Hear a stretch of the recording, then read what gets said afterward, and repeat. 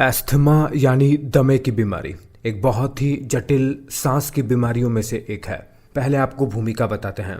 हमारा फेफड़ा सबसे पहले एक मेन विंड पाइप से जुड़ा रहता है जिसे ट्रैकिया भी कहते हैं। ये विंड पाइप आगे जाकर दो ब्रांचेज में बढ़ जाती है और ये दो ब्रांचेज भी फर्दर आगे जाकर कई सारी छोटी छोटी ब्रांचेज में बढ़कर बिल्कुल अंगूर के दाने की तरह दिखने वाले बिल्कुल छोटे छोटे, बहुत ज़्यादा छोटे छोटे गुच्छों से जुड़ी रहती है ये, जिसे एल्वियोलाई कहते हैं। इनसे ब्लड कैपिलरी जुड़ी रहती है। जब हम सांस अंदर लेते हैं तो इसके साथ जो हम अंदर ऑक्सीजन लेते हैं ये हमारे ब्लड में मिल जाती है।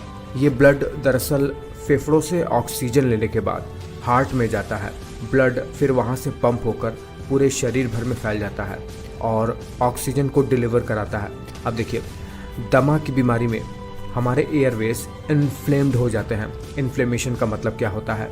इन्फ्लेमेशन का मतलब सूजन का होना, जलन सा होना, इम्यून सिस्टम का हाइपर एक्टिव हो जाना, क्योंकि हमारे एयरवेज 3 लेयर से मिलकर बने हुए होते हैं। ये बीच वाली स्मूथ मसल के लेयर से मिलकर बने हुए होते हैं। जब दमे की बीमारी में ये एयरवेज, ब्रोंकियोल्स वगैरह ये सब जब इन्फ्लेम्ड हो जाते हैं तो ये बीच वाले मसल की लेयर फूलकर मोटी हो जाती है, जिससे ये जो विंड पाइप वगैरह है ये सब जिसके थ्रू एयर पास होकर फेफड़ों तक जाता है, ये एयरवेज के स्पेस को ये नैरो कर देता है। इम्यून सिस्टम से हुए बहुत ज़्यादा इन्फ्लेमेशन के कारण से तो इन एयरवेज के अंदरूनी दीवार पर म्यूकस भी बहुत ज़्यादा सीक्रेट होने लगता है। इससे और ज़्यादा सांस लेने में दिक्कत होने लगती है, क्योंकि सांस लेने के लिए एयरवेज में जगह ही नहीं रहती है। दरअसल इन एयरवेज के ऊपर एक पतली सी मस्कुलर बैंड भी होती है, वो भी एस्थमा के अटैक के वक्त टाइट हो जाती है, जिससे एयरवेज और भी पतला हो जाता है।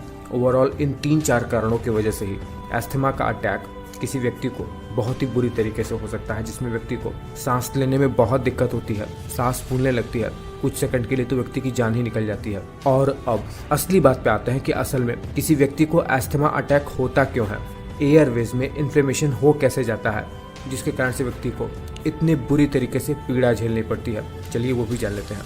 हवा में मौजूद कुछ ऐसे मॉलिक्यूल जैसे पॉलेन्स, प्रदूषण, धूल, धुआं, और जब ठंडी का समय आता है तब ऐसे व्यक्तियों को एस्थमा का अटैक पड़ सकता है। घर के अंदर मौजूद कुछ ऐसी गंदगी जैसे कॉकरोच जो गंदगी छोड़ता है, पालतू जानवर पालने जो उनके फर होते हैं वो सब, जो छोटे छोटे कण हैं उनके शरीर से जो निकलते हैं, या कोई ऐसे फूड जो व्यक्ति को एलर्जी ट्रिगर करवाते हैं, जैसे मांसाहारी भोजन हो गया, मछली वगैरह, मूंगफली खाना, बहुत ज़्यादा अंडा वगैरह खाना, कुछ ऐसी स्थितियाँ जो टेंशन पैदा करें, जो स्ट्रेस पैदा करें, बहुत ज़्यादा इमोशनल हो जाना, एक्सरसाइज करना, या कोई इन्फेक्शन हो जाना, इन सब की वजह से ही हमारे फेफड़ों के एयरवेज में इन्फ्लेमेशन पैदा होने लगता है। असल में ऐसे पेशेंट, उनका जेनेटिक्स ऐसा होता है कि उनके अंदरूनी एपिथेलियम एयरवेज की फेफड़ों के अंदर वो कुछ इस तरीके से स्ट्रक्चर हो जाता है उनकी जेनेटिक्स की वजह से कि इन सब चीज़ों के प्रति ये बहुत ज़्यादा सेंसिटिव हो जाता है। ये सब फेफड़ों के एयरवेज के लिए एक ट्रिगर की तरह होते हैं। तो एस्थमा का मूल कारण जेनेटिक्स हो सकता है और एनवायरनमेंट दोनों हो सकता है। दोनों की कॉम्बिनेशन की वजह से ही व्यक्ति में एस्थमा का देखा जाना संभव हो सकता है। लक्षण इसके क्या क्या होते हैं? लक्षण इसका बहुत ज़्यादा खांसी आना, सांस फूलना, बहुत ज़्यादा बलगम का बनना, बलगम से सफोकेशन होना, कमजोरी होना, सीने में जकड़न सी महसूस होना और वीजिंग की आवाज़ आना, ये सब तो इसका बहुत ही कॉमन सिम्टम्स है।